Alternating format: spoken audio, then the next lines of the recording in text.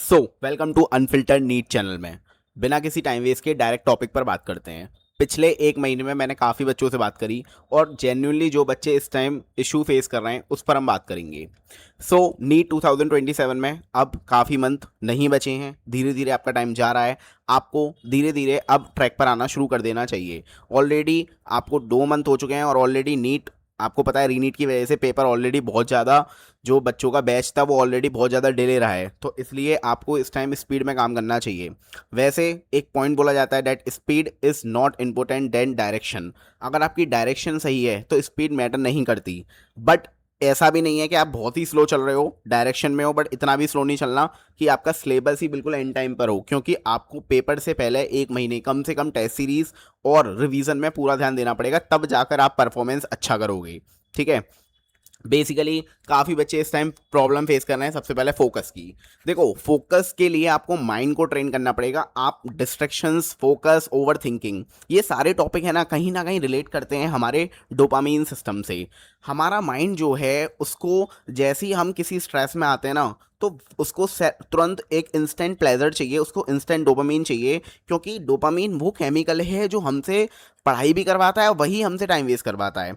अगर आप अपने डोपामीन को पूरा ढंग से तैयार करके रखोगे, ठीक है, आप पहले ही से प्लानिंग करके रखोगे कि मेरे को नेक्स्ट डे क्या करना है, हर टाइम आप अपने आप को एक इंस्टेंट डोपामीन दोगे, ठीक है, एक सेटिस्फेक्शन दोगे, एक रिवॉर्ड दोगे अपने माइंड को, तो वो वर्क करेगा।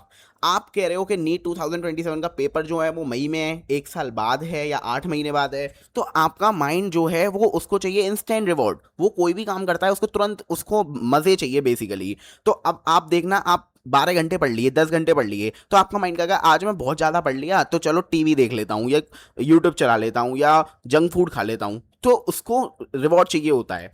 अब डिपेंड करता है आप किस तरह उसको रिवॉर्ड देना चाहते हो। कुछ बच्चे उसको इन्हीं चीज़ों में लगे रहते हैं, वो यही प्रॉब्लम फेस कर रहे हैं कि अगर हम 7-8 घंटे पढ़ भी लेते हैं तो उसके बाद हमें इतना लेजीनेस, स्लीपीनेस, मोटिवेशन जीरो हो जाता है और सिर्फ मन करता है कि यूट्यूब चला लो, रील्स देख लो, जंक फूड खा लो और मतलब यही चीज़ करते रहो, और ओवर थिंकिंग में सारा टाइम चला जाता है। मेन खेल है आपको अपना माइंड को ट्रेन करना पड़ेगा, माइंड से समझौता करना पड़ेगा। कहने का मतलब ये है कि माइंड को ये देखो कि माइंड एक्शन क्या ले रहा है। एक्चुअली सही बताऊं तो काफ़ी सारे बच्चे इस टाइम है ना बिल्कुल डेड हैं, माइंडली डेड हैं, उनको पता ही नहीं चल रहा चल क्या रहा है। वो डेली उठते हैं, अपना रूटीन फॉलो करते हैं, बट एक्चुअल में आप थोड़ा सा दिमाग को खोलो और ये समझो कि किस तरह हमारा माइंड वर्क करता है। हम आप जब जिस दिन आप ये साइंस समझ गए ना कि माइंड कैसे काम करता है, आप कोई भी एग्जाम क्रैक कर लोगे, चाहे आप किसी भी लेवल पे हो, आप जीरो पे हो, किसी भी पर हो। ठीक है। माइंड को ट्रेन करने के लिए सबसे मेन है इंस्टेंट रिवॉर्ड। आप इतने छोटे छोटे गोल्स बनाओ जो मिलकर आपके फुल डे गोल्स बहुत ज़्यादा बन रहे होंगे, लेकिन आपको इंस्टेंटली, मान लो मेरे को कल पढ़ना है, तो कल पढ़ने के लिए मैंने अपने छोटे छोटे स्लॉट बनाए, मैंने अपने 2-2 घंटे के स्लॉट बनाए कि इन 2 घंटे मेरे को ये करना है। उसे करने के बाद मैं उसे टिक लगाऊंगा कि हाँ मैंने वो अचीव किया, तो वो मुझे रिवॉर्ड मिल गया। लेकिन कुछ बच्चे हैं जो टारगेट इस नहीं बनाते, वो रैंडमली स्टडी करते हैं। अब रैंडम स्टडी में माइंड जो है ना वो बहुत ही ज़्यादा क्या रहता है, वो एकदम फैला हुआ होता है। मतलब उसको, अगर उसको तुम ट्रेन नहीं रखोगे, एक डायरेक्शन नहीं दोगे, तो वो इधर उधर भागेगा। ठीक है। माइंड को सिर्फ प्लेजर चाहिए, उसको आपकी पढ़ाई से कोई मतलब नहीं है। आप अभी कोई यूट्यूब पर बैठकर रील देखने बैठ जाओ एमबीबीएस की, नीट की, तो उसको बहुत मजा आएगा। लेकिन एक्चुअल में जब हम पढ़ने बैठते हैं ना तो वो मोटिवेशन नहीं रहता। तो मोटिवेशन से पढ़ाई तो नहीं हो सकती, ये बात तो हमें समझ में आ गई। पढ़ाई होगी आपके स्टेप लेने से। आप अपने माइंड को ट्रेन करो। कुछ बच्चे क्या करते हैं, फोर्सफुली ये ट्रेन करते हैं। फोर्सफुली आपको ट्रेन नहीं करना, आपको फोर्सफुली ट्रेन करने की बिल्कुल ज़रूरत नहीं है। आपको कोशिश करनी है कि किस तरह हम इजीली काम करें। ठीक है। इजीली इन द सेंस, आपको कोई स्ट्रेस नहीं लेना। आपको अपने माइंड से सबसे पहले तो कभी भी कोई भी डिस्ट्रैक्शन आता है उसको डिले करो। मतलब आपका माइंड कह रहा है चलो कुछ खा लेते हैं, ठीक है, या कुछ देख लेते हैं, रील देख लेते हैं, बहुत ज़्यादा पढ़ लिए, तो उसको ट्रेन करो कि मेरे पास इतना टारगेट था, जब मैं इसे करूंगा उसके बाद कर लूंगा। तो टालने की आदत वहां लगाओ जहां जरूरत है। और जहां पर आप रात को आप सो रहे हो, आप सोच रहे हो आपके पास 1 घंटा था, ठीक है, कुछ बच्चे क्या करते हैं, लाइब्रेरी गए, लाइब्रेरी से घर आए, अब घर आने के बाद वो अपना सारा टाइम वेस्ट कर देते हैं। वो नाइट के वो 4-5 घंटे खराब कर देते हैं सिर्फ स्क्रॉलिंग में और सिर्फ फूड में, और बस हो गया। उन्हें पता ही नहीं चलता वो 4-5 घंटे वो कितना इफेक्टिवली यूज कर सकते थे। और आप उसको हैबिचुअल भी कर सकते हो। अगर आपको नहीं हो रहा तो आप उसे शिफ्ट करो, घर आकर सो जाओ और सुबह उठकर फिर उसको प्लान करो। वो डिपेंड करता है आप पर। But the main thing is the game of dopamine. देखो, अगर आप फोर्सफुली कहोगे कि फोर्सफुली आप सब कुछ अपने आसपास का एनवायरनमेंट करोगे, फोर्सफुली आप करना चाहोगे, तो आपका माइंड उसको फिर और ज़्यादा रजिस्ट करेगा और ज़्यादा आपको गिल्ट में और स्ट्रेस में डालेगा। ठीक है, सो उसके लिए आपको क्या करना पड़ेगा, बेसिकली आपको इन्वायरमेंट क्रिएट करना चाहिए। कैसे क्रिएट करना चाहिए? सबसे पहले तो जिस चीज़ से आप प्रॉब्लम हो रही है उस चीज़ को अपने आसपास से हटा दो। देखो, जब हम किसी चीज़ की अवेलेबिलिटी कम कर देते हैं ना, तो उसका एक्सेसिबिलिटी कम हो जाती है। मान लो मेरे पास बिस्किट रखा है, मेरे कमरे में रखा है, अगर वो रखा रहेगा तो चांसेस है मैं उसे खाऊंगा, लेकिन अगर वो नहीं होगा तो चांसेस है मैं नहीं खाऊंगा। तो वही चीज़ है, आप जहां पर डिस्ट्रैक्ट हो रहे हो उसके चांसेस को कम करो। ठीक है, फॉर एग्जाम्पल मान लो आप यूट्यूब डिस्ट्रैक्ट करता है, तो आप यूट्यूब पर क्या करोगे, आपको पता है ये जो होम पेज होता है वो ज़्यादा सबसे ज़्यादा डिस्ट्रैक्टफुल होता है, तो आप क्या करोगे, आप अपनी वॉच हिस्ट्री ऑफ कर दो। इससे क्या होगा, होम पेज नहीं आएगा, तो वो जो डिस्ट्रैक्शन है वो कम हो जाएगा। तो इस तरह आप मेथड्स यूज करो जिससे आप इफेक्टिवली स्टडी कर सको। ठीक है, ये काफी बच्चों की प्रॉब्लम है, वो यूट्यूब खोलते हैं और उन्हें पता ही नहीं चलता कि यूट्यूब कितना 1-2 घंटे निकल जाते हैं, फिर पता चलता है कि उन्हें पढ़ाई भी करनी है। सेल्फ डाउट, देखो सेल्फ डाउट एक ऐसा टॉपिक है कि क्योंकि बच्चा अकेला इस टाइम पूरा पढ़ रहा है, उसको नहीं पता क्या कॉम्पिटिटिव एनवायरनमेंट चल रहा है, वो एक बंद कमरे में या लाइब्रेरी में पढ़ रहा है, तो बेसिकली सेल्फ डाउट होना इज नॉर्मल। ठीक है, और वो कब क्लियर होगा, जब आप गोल्स को चेस करोगे, आप छोटे छोटे गोल्स को करोगे, तब जाकर वो आपको जाएगा कि भाई मैंने अपने से बढ़िया किया। क्योंकि कंपटीशन उन 20-22 लाख बच्चों से नहीं है, आपका खुद से है। कल आपने कितना पढ़ा उससे ज़्यादा आपने, मान लो मैंने आज अपने आप को गोल दिए, छोटे छोटे 10-15 गोल दे दिए, और अगर मैंने उसके 10-15 में से 7 गोल भी किए तो मुझे सेटिस्फेक्शन मिलेगा। तो सेटिस्फेक्शन आपको इस चीज़ का होना चाहिए। कुछ बच्चों को सेटिस्फेक्शन होता है कि मेरे को सिलेबस कंप्लीट करना है, सिलेबस कंप्लीशन से सेटिस्फेक्शन नहीं आएगा, क्योंकि उसके बाद के जो आपको मंथ मिलेंगे आप उसके आपको वो बहुत बोरिंग लगेंगे, आपका कुछ करने का मन नहीं करेगा और शुरू से पढ़ने का मन करेगा। तो सिलेबस कंप्लीशन के पीछे मत भागो, इतना फास्ट मत भागो कि दिसंबर तक, नवंबर तक, क्योंकि कुछ बच्चे भाई अभी आप जीरो पर हो, नवंबर दिसंबर तक वो कर पाते हैं जिन्होंने ऑलरेडी एक बार सिलेबस पढ़ लिया है या जिनकी स्पीड बहुत अच्छी चल रही है।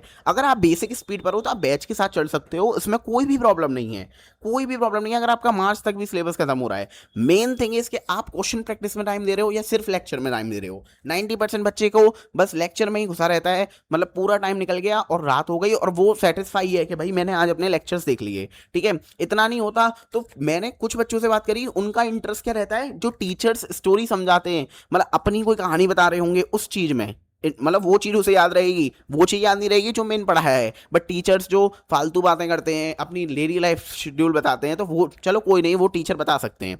ठीक है, थोड़ा बच्चे का माइंड फ्रेश करने के लिए।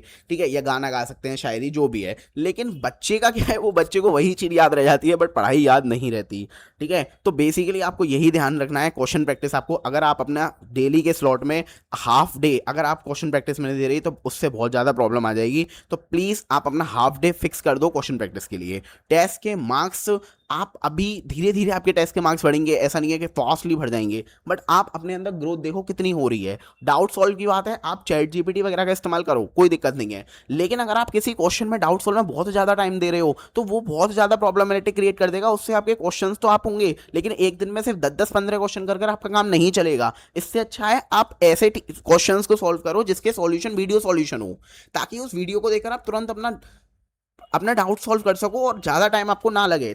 चाहे उसको आप नेक्स्ट टाइम खुद से करो, डेली टारगेट अपने आप को दो। ठीक है, अब 3 सब्जेक्ट मैनेजमेंट का जो बच्चों नहीं कर पा रहे, ठीक है, कोई दिक्कत नहीं है, नहीं कर पा रहे तो आप 2 सब्जेक्ट मैनेज करो। ठीक है, लेकिन जब आपका माइंड कह रहा है कि आज सिर्फ पूरे दिन बायो कर ले रहा हूँ, पूरे दिन केमिस्ट्री, पूरे दिन फिजिक्स, तो उससे एफिशिएंसी नहीं आएगी। मेरे अकॉर्डिंग एफिशिएंसी तभी आएगी जब आप तीनों सब्जेक्ट मैनेज करोगे। सबसे बेस्ट रहेगा, चाहे आप ऐसा कर सकते हो, एक सब्जेक्ट को हैवी ले लो, दूसरे को बहुत लाइट ले लो और एक को मॉडरेट ले लो। मान लो मैंने बायो में मॉडरेट लिया, सिर्फ थ्योरी पढ़नी है, बहुत ईजी चैप्टर डाल दिया। फिजिक्स में मैंने हाई अच्छे क्वेश्चन वेटेज लगा दिए, और केमिस्ट्री में मैंने जस्ट ऑर्गेनिक की रिएक्शंस लर्न करने के लिए दे दी। तो मैंने अपने आपको डे को ऐसे शेड्यूल किया कि वो मेरे पास 3 सब्जेक्ट भारी ना पड़े। ये एक सिलेबस है, इसको आप सोचोगे कि एक ही सब्जेक्ट में पूरे दिन लग के कर लोगे तो उससे आपका मन, आपको बहुत अच्छा लगेगा। ठीक है, आपको लगेगा मैंने बहुत कुछ कर लिया, बट इससे बच्चे का बहुत ज़्यादा टाइम वेस्ट होता है। तो या तो आप 2 सब्जेक्ट को मैनेज करो एक दिन में, या फिर 3 को, लेकिन एक सब्जेक्ट को लेके बैठना इट्स नॉट, वही आप ये मत सोचो कि मैं 10 दिन में बायो, 15 दिन में बायो निपटा दे रहा हूँ, बाद में नहीं करूंगा, ऐसा नहीं चलेगा। आपको बायो, फिजिक्स, केमिस्ट्री तीनों को ही लेके चलना पड़ेगा। तीनों ही सिलेक्शन में बहुत ज़्यादा इंपॉर्टेंट रोल प्ले करते हैं। आउट ऑफ एनसीईआरटी आप बिल्कुल मत पढ़ो, एनसीईआरटी पे स्टिक रहो। ये सारी प्रॉब्लम सबको आ रही है, स्लीपीनेस की प्रॉब्लम है, तो उसके लिए एक हैबिट बनाओ, धीरे धीरे हैबिट बनेगी, धीरे धीरे 10-10 20-20 मिनट बढ़ाओगे तो हो जाएगा। एक परफेक्ट शेड्यूल रखो कि इतने बजे सोना है, इतने बजे उठना है, और अपने को इंटरेस्ट से साथ जोड़ो। देखो बच्चे क्या कर रहे हैं इस टाइम, प्रेशर के साथ पढ़ रहे हैं, और प्रेशर के साथ आप कोई भी काम नहीं कर पाओगे जब तक आपका खुद का इंटरेस्ट नहीं होगा। आपको अपने स्टडी आवर बढ़ाने पड़ेंगे भाई, 10 घंटे आपको मिनिमम पढ़ना है, लेकिन कब, ऐसे नहीं है कि एक साथ पढ़ने बैठ जाओगे, उसके लिए आपको शुरुआत करनी पड़ेगी, धीरे धीरे बढ़ाओ, धीरे धीरे बढ़ेंगे, अपने आप बढ़ जाएंगे। ठीक है, इसको स्ट्रेस में मत लो, स्ट्रेस किसी भी चीज़ का मत लो, खुश रह के पढ़ो, जितना खुश रह के पढ़ोगे उतना अच्छा परफॉर्मेंस होगी। स्ट्रेस में आपको और ज़्यादा भूख लगेगी, स्ट्रेस में आपके रिग्रेट्स होंगे, रिग्रेट लेके बैठना सबसे बेकार चीज़ है, आपका माइंड आपको रिग्रेट में डालेगा और उससे आपकी परफॉर्मेंस कम ही होनी है, डाउन ही होनी है। कुछ बच्चे टेस्ट की मार्क्स देखकर, कुछ बच्चे बैकलॉग से, अरे बैकलॉग हो गया तो क्या हो गया, बैकलॉग कोई बोझ थोड़ी नहीं है, बैकलॉग तो बेसिकली कुछ चीज़ें, बैकलॉग तो आपका पूरी साल रह सकता है, कोई बड़ी बात नहीं है। बैकलॉग को बैकलॉग की ट्रीट करोगे तो हो गया आपका काम। भाई संडे को यूटिलाइज करो, संडे को आप पर्टिकुलर डेज को यूटिलाइज करो, एक पर्टिकुलर स्लॉट स्टडी करो, एक स्लॉट बैकलॉग के लिए बना दो। हर एक चीज का जो है वो आपके पास खुद सॉल्यूशन है, बट आप जो है वो स्ट्रेस में, रिग्रेट में, इसी चीज में पूरे दिन लगे रहोगे तो भाई बहुत कुछ है दुनिया में, ये कुछ भी नहीं है। हम इस एग्जाम में इतने घुस जाते हैं, हमको नहीं पता होता एक्चुअल में चल क्या रहा है। सो अपने माइंड को ट्रेन करो, mind training is best. Meditation करो, सुबह जल्दी उठो, योगा करो, जो आपका मन है। अगर आप नाइट स्टडी करते हो तो प्रॉपर नाइट में एकदम इन्वायरमेंट क्रिएट कर कर प्रॉपर एक स्ट्रेसफुल इन्वायरमेंट में आप पढ़ाई नहीं कर पाओगे। ठीक है, सो आपको जिस भी टॉपिक पर अब नेक्स्ट वीडियो चाहिए, आप मेरे को कीवर्ड डाल सकते हो छोटा सा, ठीक है, उस टॉपिक पर नेक्स्ट वीडियो अब मैं इस चैनल पर कोशिश करूंगा कंसिस्टेंट रहने के लिए। ठीक है, तो सब्सक्राइब कर लेंगे अगर नहीं किया, और जो भी आपकी प्रॉब्लम्स है उसको हम डिटेल में बिल्कुल अच्छी तरह डिस्कस करेंगे। ठीक है, थैंक यू।